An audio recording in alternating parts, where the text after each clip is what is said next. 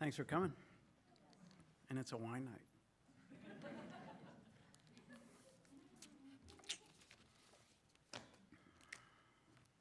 Reading history.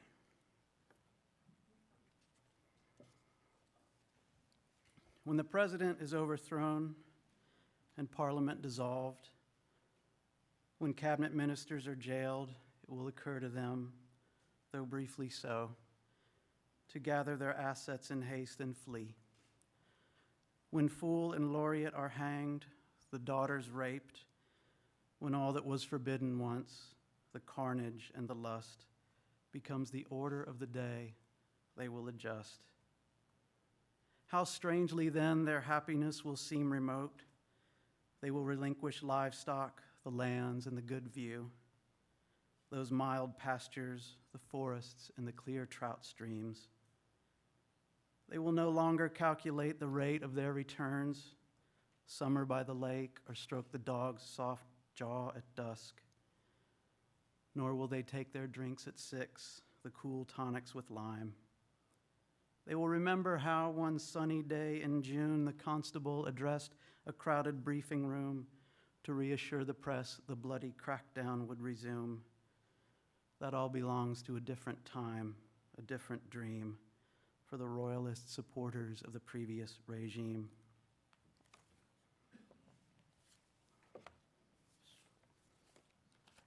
Nowhere, a study.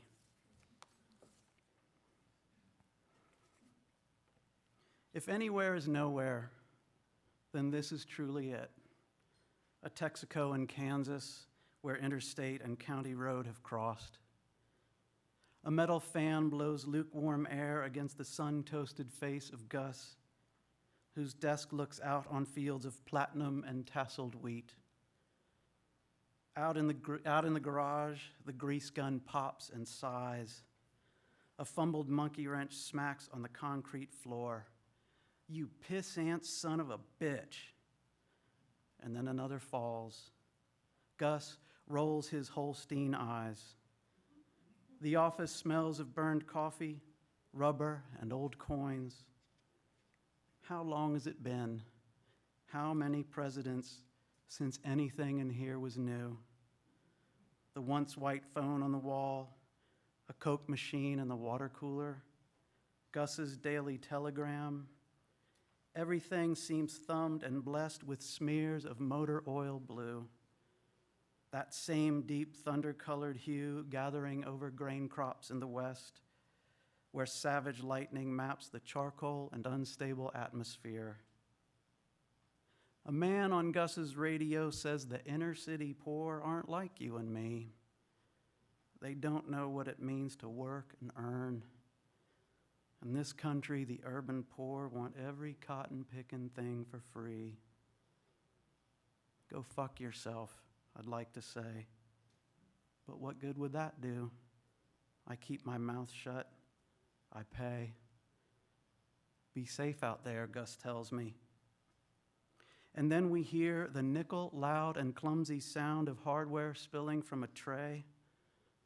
I better go save Genius from himself. Good luck with that, I say. As we each turn to go, it is a brief and familiar laugh we share, like easy chuckling in a bar between two old and easy friends. A laugh that says we may well agree on more things than we don't, regardless of the partisans we are. The weather sliding in is bruised and purple, forked with fire. It moves in Pentecostal waves over the amber incandescent wheat. Cool and sudden winds disperse the dry, convective Kansas heat. I've had enough of hatred and disgust. I have had enough of argument and ire. When his long day is done, after he's tumbled all the locks and clicked the last light off, I should wish for Gus what I would wish for almost anyone, the pleasure of his mild vices, a whiskey or a cigarette, a frosty bottle of the choicest beer. And if Gus lingers here outside the huge glass doors of his garage, let him enjoy an hour alone to marvel at these luxuries of grain or contemplate the intimate and strange, almost heartbreaking way his lot and this adjacent farm smell like his boyhood home the moment just before a violent rain.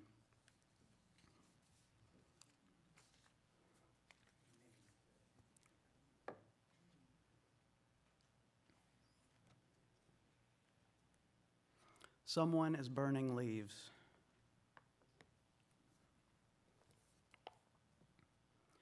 This season that I admire most, this season I sometimes obsess about, goes up in muted, gorgeous flame. Hornbeam and leatherwood, locust and larch, the frosty lace-bark elm and mountain silverbell combust in pumpkin color and the gold of corn. Somewhere, someone is burning leaves, and evening is weighted with a taste of hickory and steel, with leaf meal and the coolness of decay. We found each other after all this time.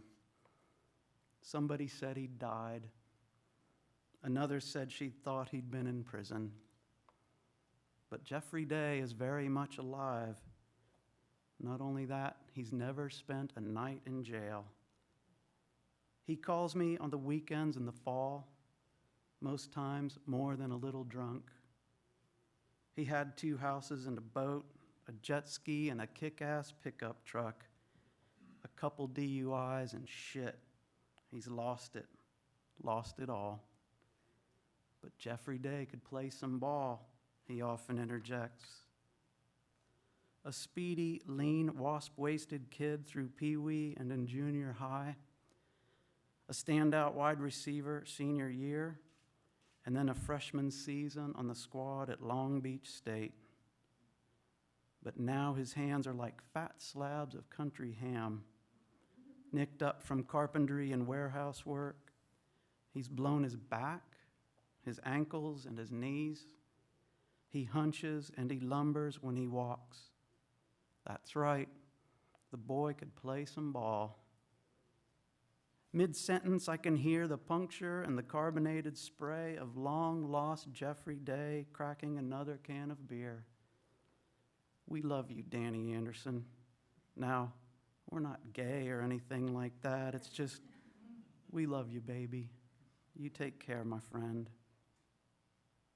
One recess during lunch, this must have been the 6th or 7th grade, I watched him saunter up and cold cock Kenny Ambrose in the mouth.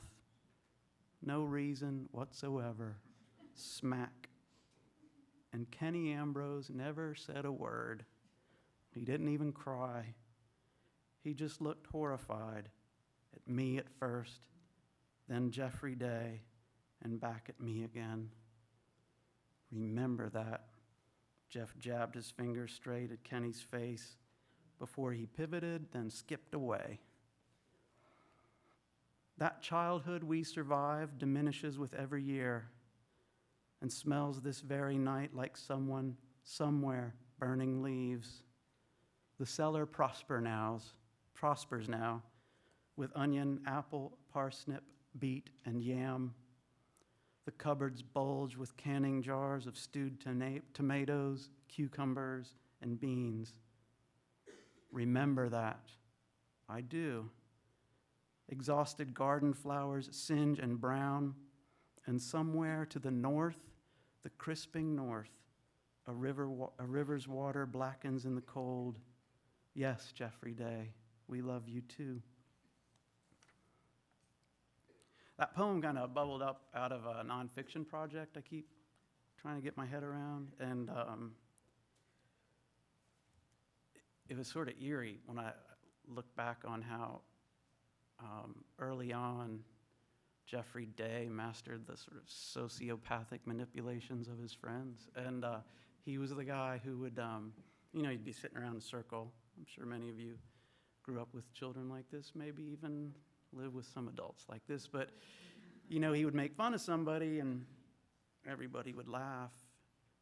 And then he'd look at me, for instance, and say, "What are you laughing at?" And then he would say, "I'm just messing with you." And, you do these kind of things. You go down some rabbit holes, obviously, and I contacted Kenny Ambrose, Ken now, who's a vet in Iowa, sweetest guy. And I was like, "Do you remember?" And he's like, "Yeah, thanks. As a matter of fact, I had forgotten it."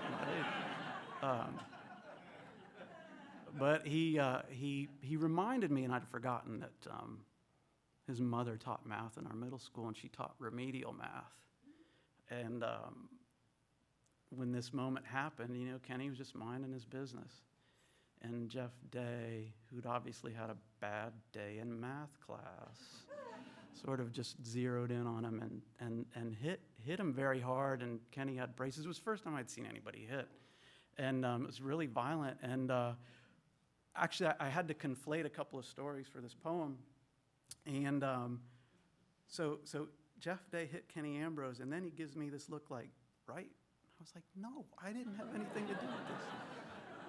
And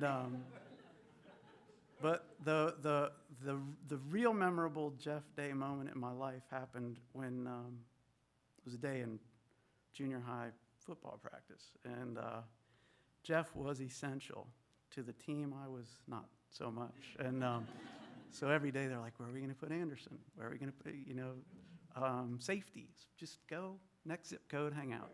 And so one day, in Pee Wee football or junior high football, they don't throw a lot of passes. So whenever there's a pass, they tell you it'll pass. And so when you're a junior high football player, fourth string, and somebody yells pass, it's like somebody yelled grenade.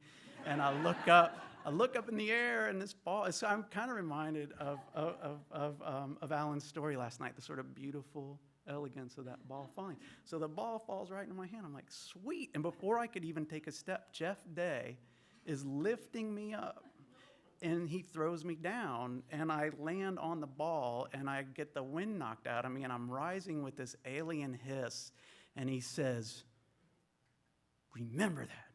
And I was like, what the fuck does that mean? I don't know. What did I do?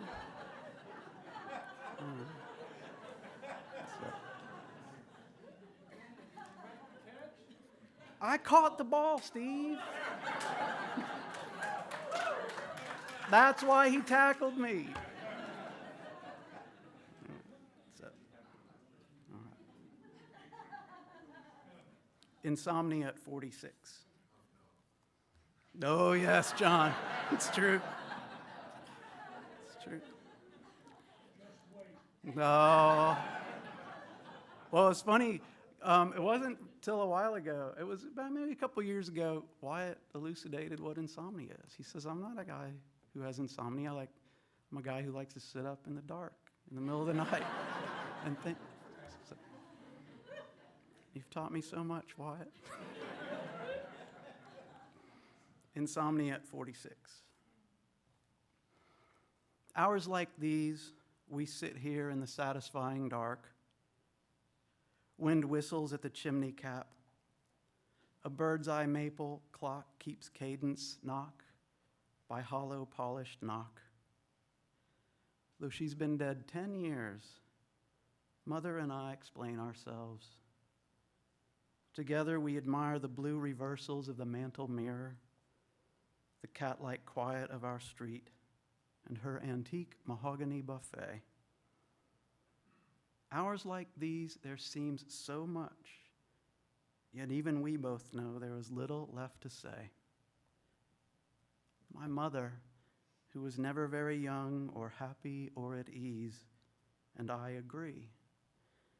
Our history seems ever slight beneath each cold, unshattered, far-flung star, Antares, Castor, Vega, Acamar, that crackles in the midnight overhead. I prefer to think I would know how to love her many sorrows better now, and she suspects that's true.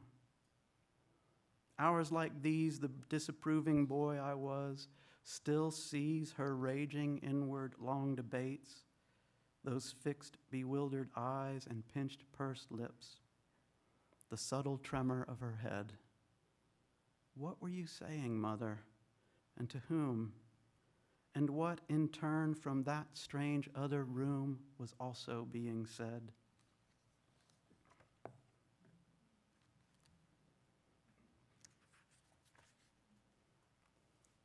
Teaching the Merchant of Venice.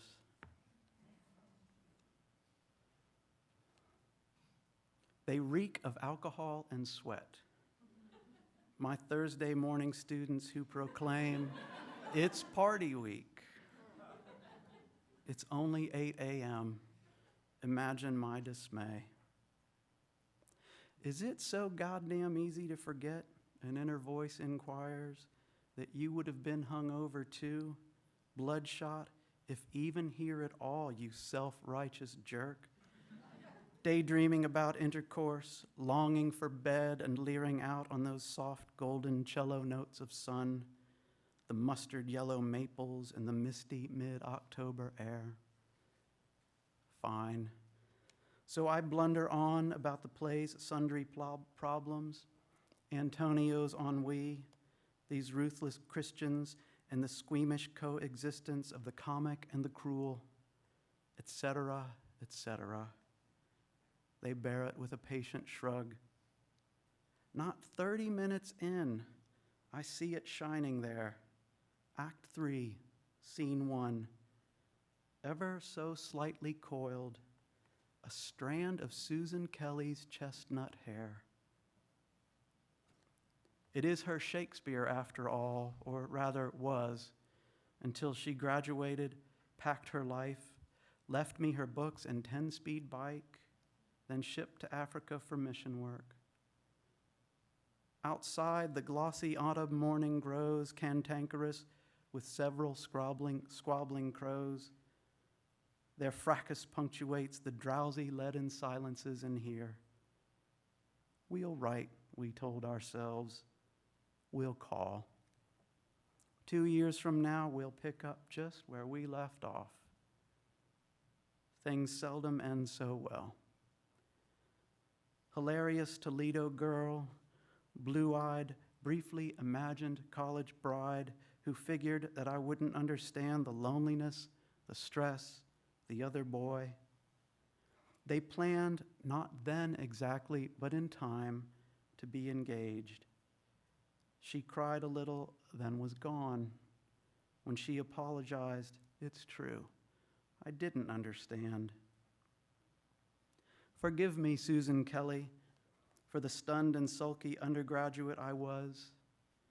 I've certainly forgiven you wherever you are now, where it is surely apple season too, if not homecoming week, when all our ghosts of being young are born. These sophomores fidget in their seats. Their pens make curlicues, fishnets, primitive huts, flowers in fields. Bassanio, Portia, Tubal, Shylock, all are waiting in another room where love and justice doubt that any of us ever gets it right. I'd like to look her up sometime, not out of jealousy or lust or anything like spite, but maybe just to have a laugh, to say, I found this strand of your brown hair, etc., etc. And by the way, I went to Venice once. I saw the White Rialto, the Great Basilica, and the Piazza San Marco. I stood a while and gazed into those questionably green and savory waters of the Grand Canal. It was autumn. The light was quite magnificent, a bluish gold.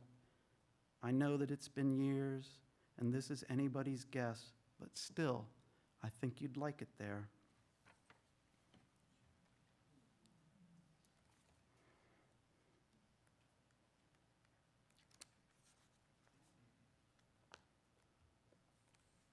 This first hot Saturday in May.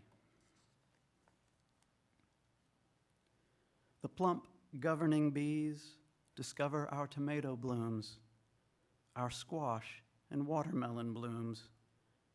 They tickle, kiss, and plumb the open velvet flower heads of iris and hibiscus blooms. They levitate and drift among the purple hanging clouds of blossoming wisteria. Bless you. This first hot Saturday of May, the doused and dripping garden smells of green, the catbird and electric finch, the feisty jay and oriole nip thistle, millet, milo seed, and corn from feeders I have filled. The world has come alive with energy and appetite and all the grand astonishments of sex. It used to be the only thing I ever thought about: cleavage, athletic legs, tan lines, tight jeans, and lacy bras. Now, it's the nest egg and the ass at work, a water heater that's about to blow, election politics and how it feels the globe is going all to hell. This would have seemed miraculous, if not entirely impossible to me, a quarter century ago. What do the young expect? I guarantee it isn't this: a mortgage and a morning picking weeds, the pleasurable shade and savory tobacco scent of mulch. Our fig tree and our lemon tree survived an April frost. Now they relax in clear gold light, and this, I confess, brings me joy. But more than joy, it brings a thankfulness that I'm no longer young, uncertain, and obsessed. Besides, it isn't youth I want. Who needs the grudges and the big ideas, the idiot decisions and the hurt? It isn't youth I want, only the high, luxuriating sense beneath these clean and excellent procrastinations of the sun that certain days, this one, may never end.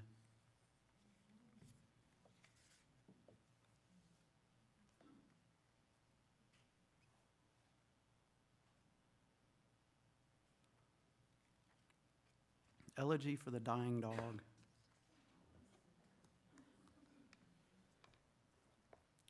Tomorrow he will die. For now, though, see him drowsing in the shade. A cardinal cracks the red whip of its flight. Frail butterflies, the metal mark, the spice bush swallowtail, are lobbed like painted tissue on the air. The wind, as it might carve on fields of wheat, combs over his black coat. I've set him there, as water irises prepare their gold unfolding in the rain-fresh pond. Last meal, steamed rice, grilled strips of steak. Last lazy afternoon.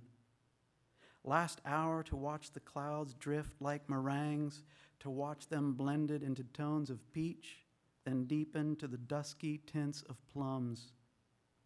One last command to heed or disobey. But it's not me who's calling Virgil now. It's death who's calling, calling, calling, and he comes.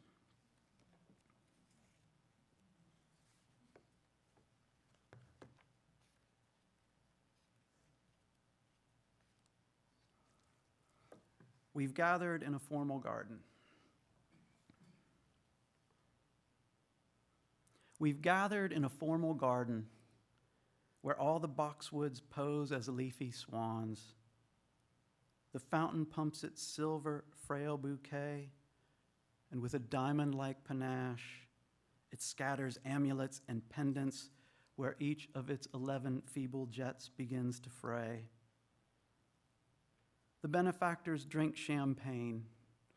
Their golden glasses seize the early evening's lemon light. And cocktail chatter rarely goes beyond the shrimp and crab meat canopies. But there are nods, familiar sighs, a cordial laugh about our host who, though he's in the bag, insists on taking up the microphone to toast these generous supporters of the cause. His slurry, heartfelt words inspire a thunderous concussion of applause from brokers, lawyers, mostly moneyed men. and all their handsome wives and dates. Why lie? I'd somehow like to intimate that I have as of late been shrewd, that I foresaw the meteoric rise in light sweet crude or rode the spike of cattle futures to the moon. But what I know about the Middle East or the Guernsey herds in Iowa could hardly pave the way to Easy Street. The purpling cloud swirls churn and yeast, and nighttime's first faint pinprick star begins, however meekly, to appear 2 inches off the shell-pink ear of Hartley Singer, a nice enough alum, who tells me when he studied here, the school was better. Only men. Just 6 fraternities. The deans, they understood that boys will be boys. He shifts his weight, obliterates the star, and glances at the jazz quartet. He gestures to the black man on guitar. Another thing, don't get him wrong, but everyone was closer then. There was this colored woman cleaned their dorm. She brought hot chicken broth when they were sick, asked every day about their grades. She treated them like they were sons. Before each Christmas break, he'd send a card. He'd slip a $20 bill inside and write a note. He'd even sign it love. He'd fallen out of touch, you know. A few homecomings back, his 30 year, he remembers it like yesterday. Out on that dog-leg 7th hole, he heard that she had passed away. That night when he was back at his motel, he drank a whiskey, then he cried. He blubbered like a little boy, more than he had when his own mother died. Things change, he says, and I agree. Then Hartley Singer turns to find the bar. And then a time it takes to notice how the fountain's constant waters sound like static or an April's chilly rain. I also notice I'm alone. No, nothing quite at all like that. Not sad or hurt or self-obsessed, but just a little awkward in the crowd, where conversation suddenly goes loud with laughter, serious with drink. Imagine, Hartley Singer, how the snow will cake this garden when the winter comes. The ice will choke the fountain's alto voice, and all of summer's leaves we see will be forgotten in appalling sums. It is the sorrow Adam understood. Collect your wife, fumble for your keys, remember where you parked the car. Grow lonesome in the half-senilities of laughter, love, and early autumn's light, and think how we will always seem so far, so very far from home.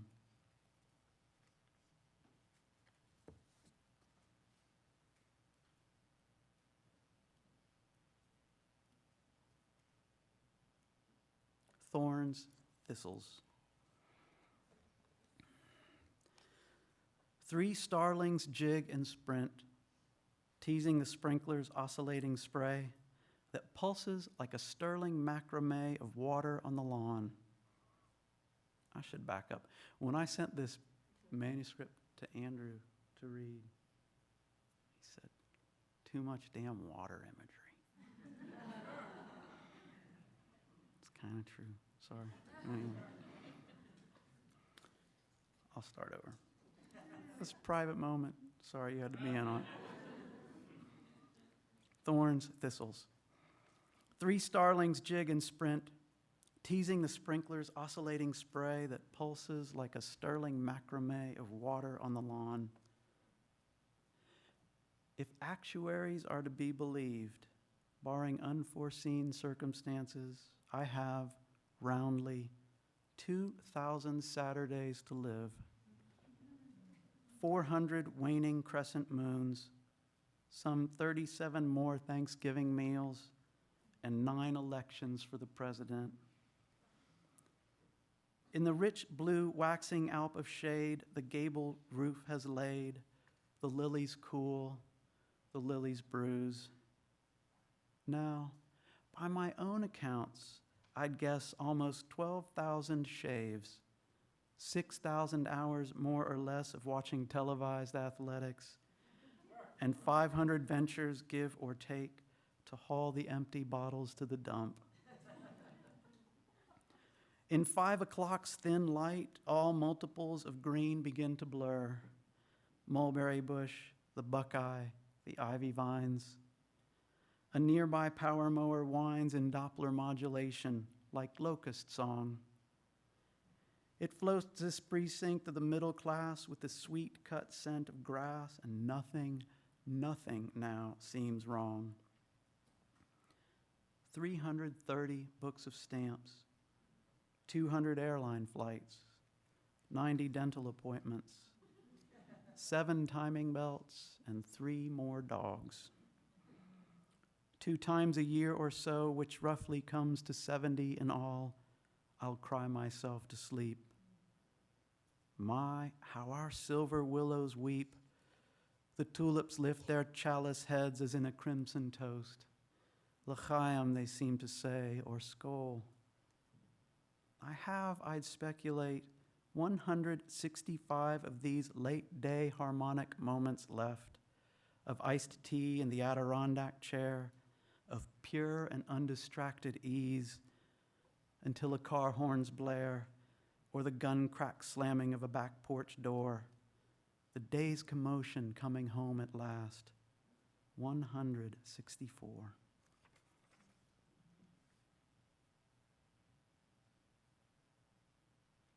I'm going to read this poem for my friend Bob Short, who lives in Sewanee and is not only a deeply imaginative painter, but he's a dear friend of mine.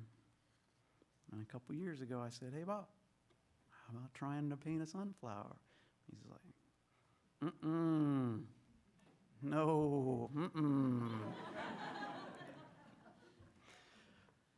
Actually, I said that, and then 2 years later, he said that. And now he's working on one. So don't want to stand in the way. It's for Bob. Sunflowers in a field. Sunflowers in a field. Goldfinches everywhere. They gorge on seed. They rise to rest along the power line, then fall like drizzled lemon drops, like lozenges of candied yellow light. 2 weeks a year, goldfinches gather on sunflowers here. These evenings after supper, you see them in the honey-soft glow as if they'd trapped and somehow stored the rapture of September's sun. You see goldfinches flicker among sunflower lanes, through mortal tides of light, through streams of apricot and chardonnay, and you resolve to live your life with greater sympathy. Sunflowers bowing their char-black dials, their petals twist and writhe like fires, like silk coronas blazing west. How inconceivable, then, the pewter-making cold front clouds, the shabby settlement of crow and wren. Though no one hears the oath, you shall, you tell yourself, forego deceit, increase the tithe, atone, forgive, embrace.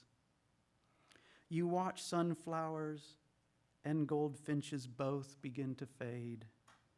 By subtle green degrees, they shed that bullion luster of the sun until the finches ricochet like flints among the drowsing flower heads. Perhaps, as I have done, you'll pace the darkening half-mile home, intent on picking up the phone to reconcile with long-lost friends. You will apologize, concede. You'll vow to never, ever, ever let such distance grow again.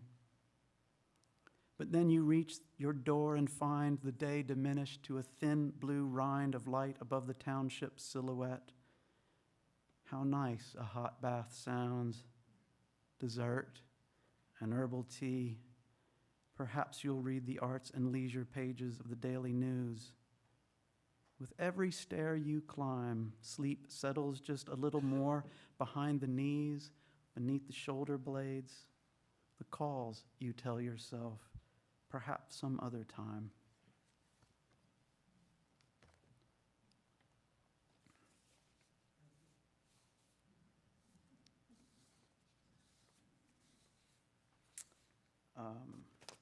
This poem is at the Seaside Cemetery in Blue Hill, Maine, with an epigraph from Marquez. He really had been through death, but he had returned because he could not bear the solitude. And it's for my friend Christine Scott. Truth is, I'm glad that bastard's dead, but he still owes me $200. The most cruel woman you could ever meet. It's no surprise she died alone. We say the proper things instead. She's in a better place. He will be missed. New England sugar maples turn. The last of summer's energies are spent, half glowing on the stones of Jasper Hale and Judah Chase. Leantha Long and Catherine Agnes Went. Death makes them general and true. Hosea Horton, Harry S. Monroe, Delight St. Clair, and Julia Bliss, they've done the single thing that all of us will one day have to do. Who hasn't thought, just shuck it all, maybe something will take me in my sleep? I have. The thing is, though, as Chelsea Perkins, Abel Marks, and Smedley Chapman Manus know, you can't just change your mind. You can't come back. Then what is there to do but wait, like Israel Weber and Eliza York, like Almond Mayo, Clara Kane, and lonesome Jedediah Applegate? Were you surprised, Elvira Dodge, or were you just relieved the morning death reached out his hand for you? Good Captain Prescott Sweat, devoted husband, father, friend, did you wonder why now? Did you wonder why me? Did you tell death that you weren't ready yet? The day is soft, October sweet. The cold Atlantic Ocean gleams a wild and royal blue. Wind knits those waters with a godly white. Does he recall your infant boy? Does death, dear Captain Sweat, remember you?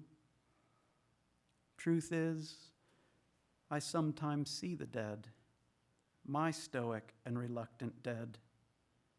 They bashfully appear in dusty, onion-colored rooms, unwilling to reveal where they have been for so long.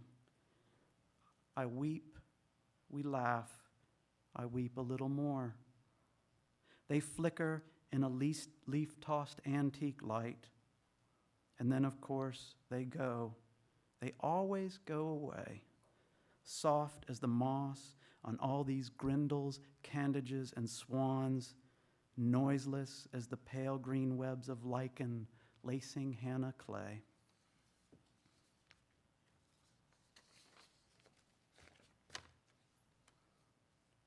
Big lie, little lie.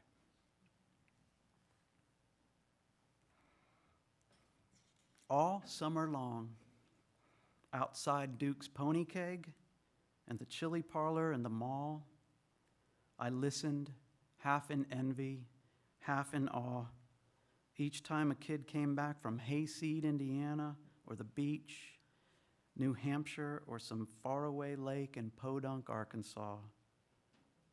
All hot Ohio summer long, at Putt-Putt Kingdom and the zoo, and in the mildewed, humid locker room at our public pool, I heard about farm girls and college girls, the easy, the insatiable, and the fast. All boring, hot Ohio summer long, I never doubted, not once, things I couldn't contradict myself about redheads and brunettes, or the proven scientific facts about green eyes and hazel eyes, gymnasts and ballerinas, or what Jack Barton told us once at Dairy Queen. Shit, ladies, listen up. I've done it with a housewife in her car. It was a Cadillac.